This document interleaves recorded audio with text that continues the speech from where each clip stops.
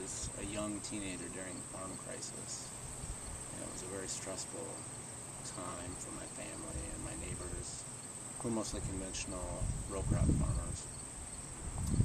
I remember the irony that many of them had to borrow money to buy food from the grocery store when they owned and managed and grew crops on hundreds and hundreds of acres. Well, I had worked for Practical Farmers of Iowa, which is a statewide research and education organization that deals with sustainable agriculture issues.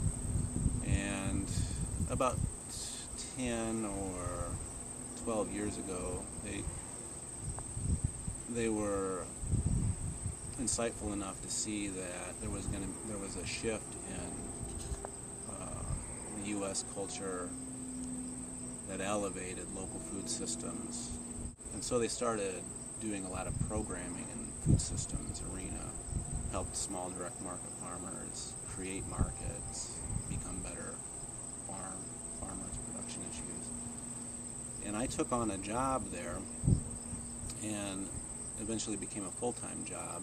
I saw that there was a tremendous demand for vegetables that were locally grown in the state, particularly among chefs who were looking for more high-quality and specialized vegetables.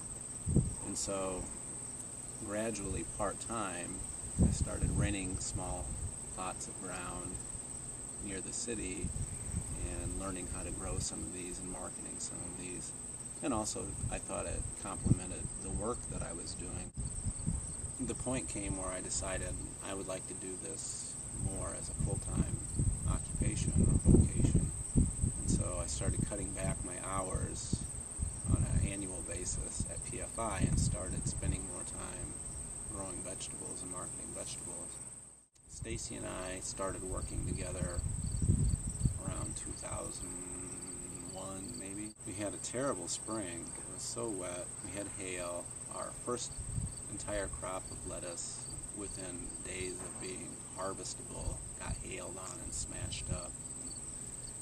We took the opportunity to drive around and actually look at some farmsteads.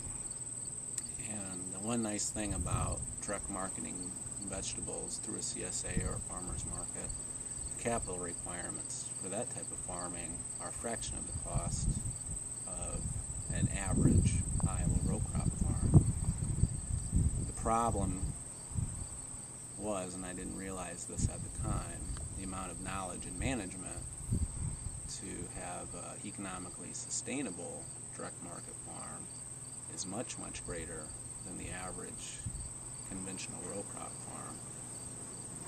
Although my neighbors and I disagree, but you're working with, for example here, maybe 100 varieties of 20 crop families, and you need to know basic agronomic aspects of each of those crops, planting times, harvesting times, insect pests, diseases. You need to have a pretty complicated crop rotation, and instead of taking your vegetables to the elevator as a corn farmer might, you need to be able to market those and connect yourself with people that are interested and willing to buy those. So it was very hard for us to integrate all these different aspects into a direct market farm business. I think it's very helpful to get integrated into organizations where there are people that are have already done the kind of farming that you're anticipating doing, and network with them. For example, in Iowa, the Practical Farmers of Iowa has a listserv. I'm a member of that organization. If I have a question, I can post it, and other farmers who've had similar experiences are very willing to reply and give advice. Also, too, through that organization, I've been able to meet a lot of seasoned CSA farmers. If you want to be successful, you need to treat your direct farm market business, whether it be a farmer's market or a CSA or farm to institution type of a business, as a business, and go through the steps of at least putting together a simple business plan So you know what your resources are, you know what capital requirements you're going to have. We had to